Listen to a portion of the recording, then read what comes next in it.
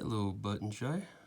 This is my 3-minute video for the game that I have made called DungeonRun.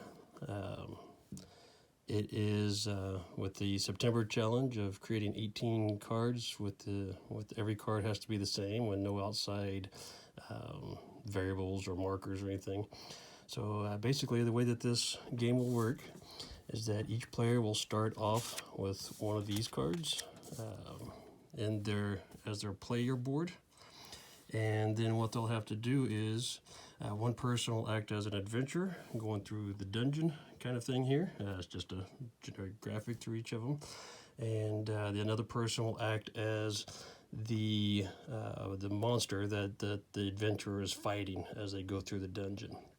And you can see here that I have the different levels for the different monsters that will be encountered during the dungeon run.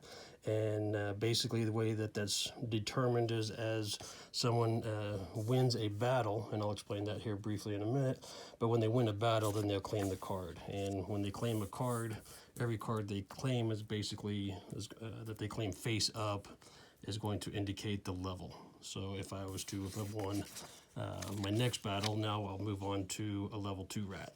And so if I beat that, then I'll have 2 face-up cards that will basically, and the next time I go through, I'll encounter a goblin. That's the real basic description of how that would work. The way that the combat would work is on my first thing again. So let's say that I'm fighting a slug. The person that's going to play the part of the slug, my opponent, so this would be a 2-player game in the way it's currently developed. I'm going to take this, the other player's going to take theirs, and then we're each going to we're each going to select a number. So let's say that I choose the number 4, and I keep it to myself. The person that's playing the slug, they're going to have theirs, they're going to choose a number, and then at the same time, we will reveal the numbers that we have chosen. And then I will determine based off of that number if it was a success or not. So say, for example, I chose the 4 and the other person chose the 8. And then being that this is a level 1 slug, it has a range of ±4.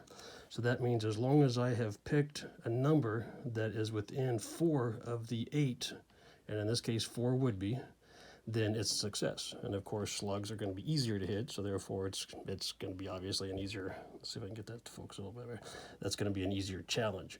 But as you can see, as we go on through, things tend to get a little bit more difficult. But I've also set it up so that as you win, the cards also double as, I guess in a sense, kind of a currency. They're kind of a multi-purpose. So as you collect the card, you can put it in storage, because I've won my battle, I put it in storage. And then on prior to a future battle, I can use that card, and I can use it as, if I have 1 card, then that'll give me a dagger of 1.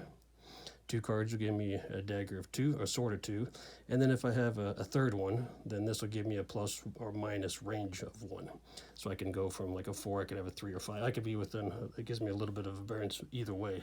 I can also use a card that I've received as a potion, and that will also give me a little bit of a range. And I can see that I've already went over my 3-minute mark. But that's the gist of it. There's a few little finer details, but I guess that'll be covered in the rules that I'm going to send. Thank you for your time.